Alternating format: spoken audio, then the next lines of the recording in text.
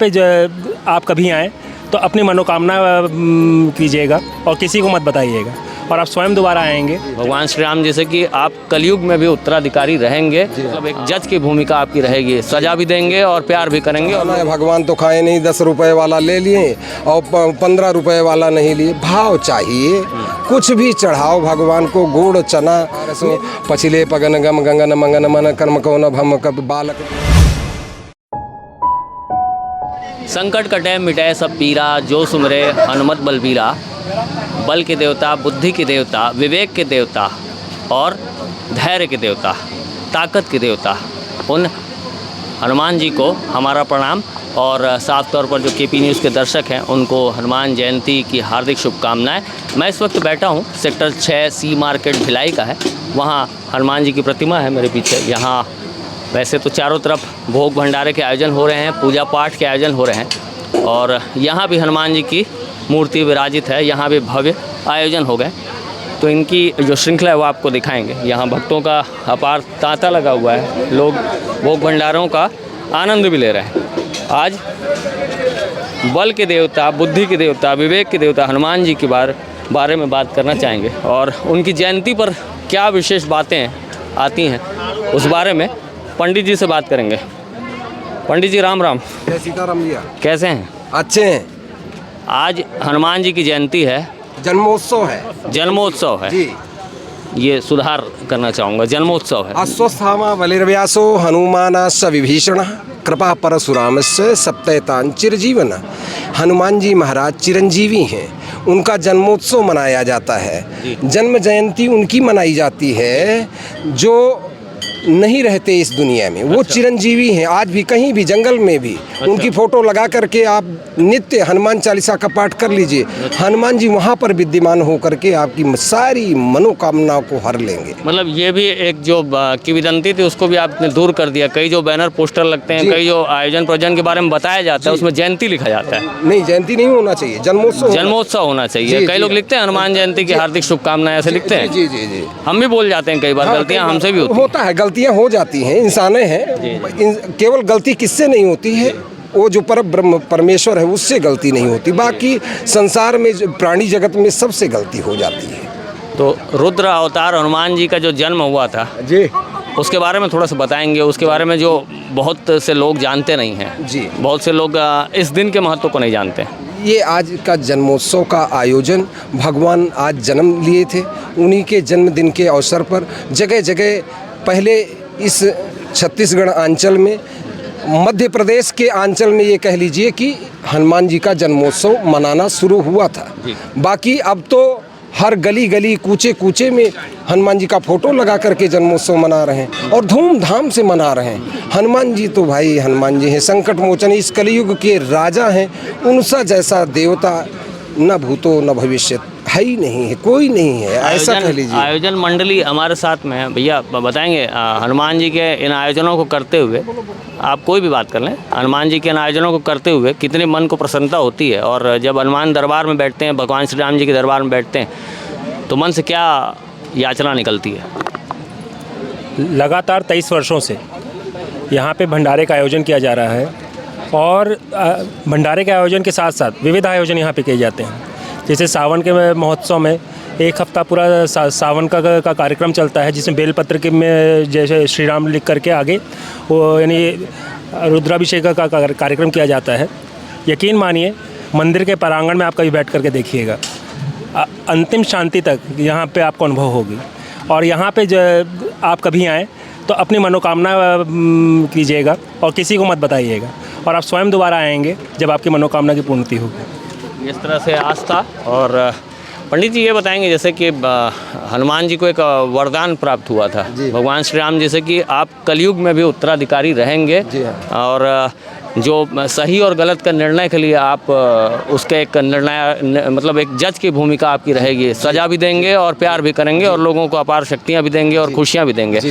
तो इस विषय में थोड़ा सा बताएं। भगवान प्रभु श्री राम जब साकेत धाम को जाने लगे सरयू में, तो उन्होंने हनुमान जी महाराज को इस धराधाम का राजा नियुक्त करके और गए।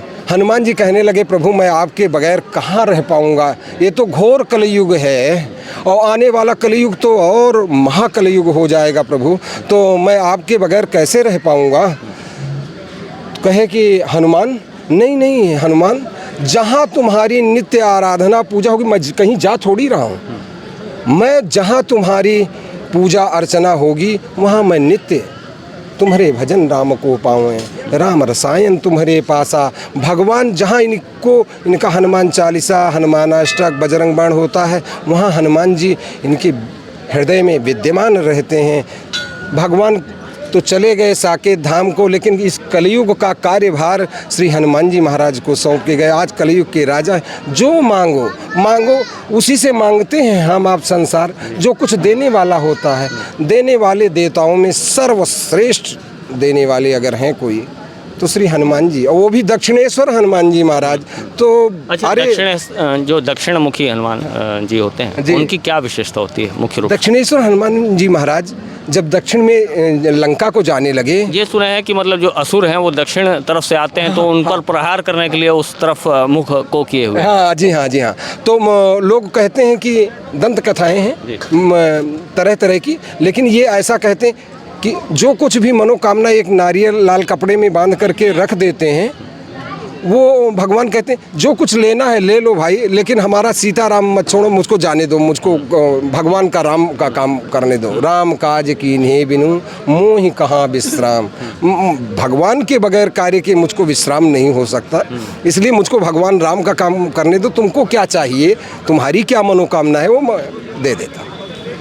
राम ना चले श्री राम, राम ना चले हनुमान के बिना और हनुमान ना चले श्री राम के बिना। जी हाँ, जी हाँ। लेकिन माता कभी सेवक रहे हैं, और जब सिंदूर लगाते एक बार देखे हैं तो अपने पूरे शरीर में सिंदूर लगा बैठे थे। अरे पूछो ना, अष्ट सिद्धि नवनिधि के दाता, असवर दीन जानकी माता। तो माता सीता जी का वरदान, अजर अमर गुण निस्तो हो, करो बहुत रघुनायक छो, तुम बहुत प्रेम करो, अजर अमर हो जाओ। ये माता सीता जी का ही तो वरदान है। बहुत प्रेम करते। आज सिंदूर लगाने की जो परंपरा है वो माता सीता जी से ही तो देख करके हनुमान जी महाराज पूरे शरीर में थोड़ा सा तिलक लगा लेने से, मांग में सिंदूर लगा लेने से माता सीता जी के प्रभु श्री राम इतना खुश हो जाते हैं। ऐसा सुन करके तो हनुमान जी महाराज पूरा 1-2 किलो सिंदूर उड़ेल लेते हैं और जा कर के खड़े हो जाते। जब माता जी से इतना खुश हो जाते हैं सिंदूर लगाने से, तो मैं पूरे शरीर में सिंदूर लगा, थोड़ा सा सिंदूर लगा दो, भगवान को टीका लगा दो, सिंदूर लगा दो, नारियल चढ़ा दो, मनोकामना पूरी। हनुमान चालीसा में ऐसे बताया जाता है, जो आध्यात्मिकता कहती है जी, उसमें पूरी हनुमान चालीसा अगर कोई पढ़कर निकले या तो उनके जीवन से संकट का एक हरण हो जाता है। लेकिन उनकी चौपाइयों में भी जो दोहे हैं छोटे छोटे, उनका भी अगर कोई मरण मतलब मनन स्मरण कर ले तो वो भी कई गुना मतलब प्रभावशाली रहता है। यार राम, ये हनुमान चालीसा की एक एक चौपाई स्वयं सिद्ध है, स्वयं सिद्ध सब काज नाथ मोहि आदर दी, वो स्वयं में सिद्ध हैं। रामचरितमानस हो गया और ये हो गई में हनुमान चालीसा की एक एक पंक्ति। गोस्वामी तुलसीदास जी ने लिख दिया कि जुग सहस्र जो जन पर भानु, लीलियों ताई मधुर फल जानू। उतनी ही दूरी आज वैज्ञानिकों ने नाप करके बताया है, जितनी गोस्वामी तुलसीदास जी ने आज के 500 वर्ष पहले लिख दिया है। अब सोचो कितने बड़े हमारा धर्मशास्त्र, कितने बड़े वैज्ञानिक थे जो 500 वर्ष पहले लिख दिया, वही आज भी वैज्ञानिक लोग सिद्ध करके उतनी ही दूरी बताते हैं। तो हनुमान जी जैसा तो। अच्छा, मन से और आचरण से अगर कोई हनुमान जी को याद करे तो किन स्वरूपों में हनुमान जी को मतलब महसूस कर पाएगा या देख पाएगा? अगर आपको कोई अनुभव हो इस तरह का, जैसे भगवान श्री राम जी के बारे में याद करें या हनुमान जी के बारे में याद करें, तो किन स्वरूपों में क्या एक सौम्य स्वरूप दिखेगा या फिर जैसा अभी देखने को मिलता है, मतलब एक जो चित्रण होगा हनुमान जी का, वो मन मस्तिष्क पर कैसा आना चाहिए? भैया, जो अगर देखा जाए जो वास्तविक स्वरूप है भगवान हनुमान जी महाराज का, संजीवनी लिए हुए, एक तरफ गदा लिए हुए, वो वास्तविक स्वरूप है। हाँ। अच्छा, हनुमान जी की आराधना के लिए हम जैसे लोग अपने मन के विचार लाने के लिए कि मेरे प्रभु कवच लगा देते हैं, गदा की तरफ कवच लगा देते हैं कि आशीर्वाद देंगे हमारे हनुमान जी। तो एक तरफ आशीर्वाद, एक तरफ संजीवनी, कि आशीर्वाद बना रहेगा। लेकिन गदा और संजीवनी की जो प्रतिमा होती है हनुमान जी महाराज की, अरे क्या कहना है, सपने में भी देख लो तो संकट दूर दूर तक कहीं दिखाई नहीं देता। सुन आने की बात तो छोड़ो, सुनने में भी लगता नहीं कि संकट, अरे 2 मिनट का तो है हमारे हनुमान जी, हमारे साथ हैं हनुमान, तो किस बात की चिंता। वैसे भी भैया हनुमान जी, हमारे हनुमान जी तो वैसे ही है। अच्छा, जैसे पूजा पाठ के लिए जी कोई विशेष विधि हो या हनुमान जी की रोज़ आराधना के लिए, आज तो जन्मोत्सव है और रोज़ उनकी आराधना के लिए हनुमान चालीसा तो करेंगे जैसे आप कहेंगे, उसके अलावा उन्हें क्या पसंद है जो चढ़ावा उन्हें चढ़ाया जाए जिनसे वो प्रसन्न होते हैं, या जैसा आप बताएं? भैया भाव सबसे प्रधान है। केला लेने जाएं तो ये न सोचें कि भगवान को तो चढ़ाना है, भगवान तो खाए नहीं, 10 रुपए वाला ले लिए और 15 रुपए वाला नहीं लिए। भाव चाहिए, कुछ भी चढ़ाओ भगवान को। गुड़ चना में भी भगवान रीझ जाते हैं अपने हनुमान जी, है ना। तो भाव चाहिए, बस ये जानो। बाकी और ये नहीं है कि नहीं लड्डुए लाने से, लड्डू ले भी आए, भाव नहीं है ना, तो भाव से चढ़ाओ, भगवान जरूर मनोकामना पूर्ण करें। शनिदेव होते हैं, जी हाँ जी, न्यायाधीश के तौर पर, हाँ। कर्मों का दंड और कर्मों का पुरस्कार। जी जी, तो हनुमान जी और शनिदेव में भी एक संबंध है, प्रगाढ़ संबंध है। बहुत मतलब प्रगाढ़ संबंध युद्ध है। भी हुआ और प्यार भी वैसा ही है। हाँ, लेकिन कहीं दूर दूर तक हनुमान जी कहते हैं, विद्वान जन कहते हैं कि कहीं दूर दूर तक हनुमान जी, वो जिसको 7.5 शनि और शनि ढैया की शनि लगी हैं, उनको दाहिने पैर का टीका लगा दो पंडित जी, हमको वो फलाने विद्वान जी बताए हैं, तो ढैया की शनि शांत हो जाती है। भगवान हनुमान जी के पास आने वाले को शनि भी कहता है जाओ जाओ, हनुमान जी हैं तुम्हारे साथ में, तो कोई। तो बस भैया कलयुग का जो राजा है उसी को पकड़ के रहो सारा दुनिया, और उसी को हम भी पकड़े हैं, है ना। विद्वान तो नहीं झाड़ू पोछा करते हैं भैया, है ना, और कुछ तो है नहीं मेरे हाथ में। हनुमान जी के सेवक, हनुमान जी के सेवक ऐसे ही सरल होते हैं। तो ये नहीं। बातें आपको कैसी लगी? हनुमान जी के, प्रभु श्री राम जी के चित्रण को और हनुमान जी के चित्रण को आपने हमेशा सुना होगा, और हमने कोशिश की कि थोड़ा और सारगर्भित तरीके से, और जो आपको जानकारियाँ, हमें जानकारी नहीं है, हम भी ज्ञानी हैं, तो पंडित जी से बहुत अच्छी तरह से जानकारियाँ आपको मिली हैं। और ये बताएंगे पंडित जी, यहाँ के जो हनुमान जी आप विराजित किए हैं, उनकी कुछ कथा हो, कुछ उनके बारे में कुछ? भैया अब ये कह लीजिए कि हनुमान जी तो सब जगह हैं, कहीं भी 2 अगरबत्ती जला दीजिए हैं, लेकिन सेक्टर 6 में सी मार्केट में सजीव बैठे हैं। हमारे आने से पहले 20 साल तक तो सेक्टर 9 हनुमान जी महाराज के संकट मोचन की शरण में था, झाड़ू पोंछा, वहाँ भी कुछ विद्वता नहीं थी, यहाँ भी कुछ विद्वता नहीं है।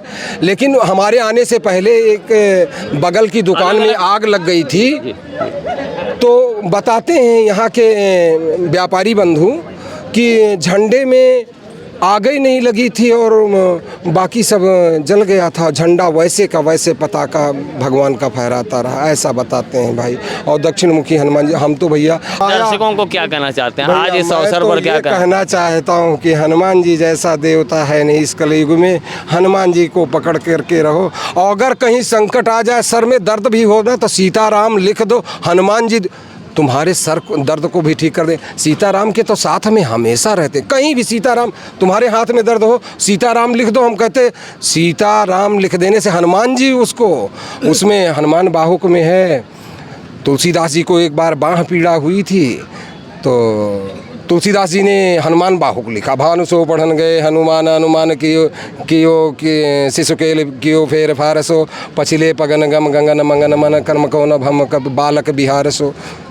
सूर्य भगवान के पास शिक्षा लेने के लिए जाते हैं, तुलसीदास जी ने पीड़ा हुई थी बाह में, तो लिखा था कि हे हनुमान जी, सौगंध है राम जी की, अगर मेरी पीड़ा हरी न गई तो इसलिए भैया कभी भी भगवान न करें संसार में किसी को पीड़ा हो, लेकिन पीड़ा हो तो सीताराम लिख दीजिए, हनुमान जी जरूर आपके आगे पीछे दौड़ करके सब तुम्हारी पीड़ा को हर कर ले। तो ये पंडित जी से पूरी सारगर्भित बातें आप तक ज़रूर, आपको इन बातों का एहसास होगा, और इन बातों से आपके ज़रूर जो हृदय संचार है वो ज़रूर बढ़ रहा होगा, और सोच रहे होंगे कि आप जो आस्था के फूल अर्पित करने में थोड़ी बहुत कमी रख देते हैं, उस कमी को पूरा कर दें। शायद पंडित जी रो रहे हैं याद करते हुए। उनकी आंखों में आंसू आ चुका है। देखिए हनुमान जी की शक्ति और ये आराधना, ऐसा एक प्रतीक। भैया आप लोग क्या कहना चाहेंगे हनुमान जी के लिए, आज के दिन के लिए? आज का जो दिन है वो वाकई में भव्य है, अच्छा दिन है। मेरी रोज़ सुबह की शुरुआत सुबह 6 बजे होती है, लेकिन आज सुबह 3:30 बजे मैं उठ गया था और पंडित जी ने बताया कि 4:30 बजे से यहाँ कार्यक्रम प्रारंभ हो जाएगा। हम लोग 4:30 बजे 4:45 बजे यहाँ पहुँच गए थे परिवार को लेकर के। तो ये भगवान की शक्ति भी है, पंडित जी का स्नेह भी है। और जिस समय से हनुमान जी की स्थापना इस मंदिर में हुई है, उस समय से पूरे बाज़ार का उत्थान हुआ है, अच्छा हुआ है। व्यापार में भी उन्नति आई है, सुख शांति है और बहुत ही अच्छा माहौल बना है।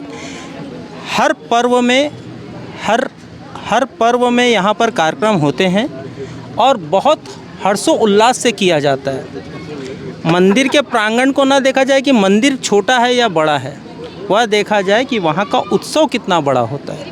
और उत्सव में जितने भाई लोग भी सहयोगी हैं, जितनी माताएं बहनें, जितने भी लोग आते हैं, इन्हीं से यह कार्यक्रम विशाल और भव्य होता है। तो ये पूरी भव्यता के साथ भिलाई के नज़ारे और हनुमान जन्मोत्सव जी काफ़ी चाहूँगा जयंती कहने के लिए, जन्मोत्सव ये इस तरह से शंखनाद।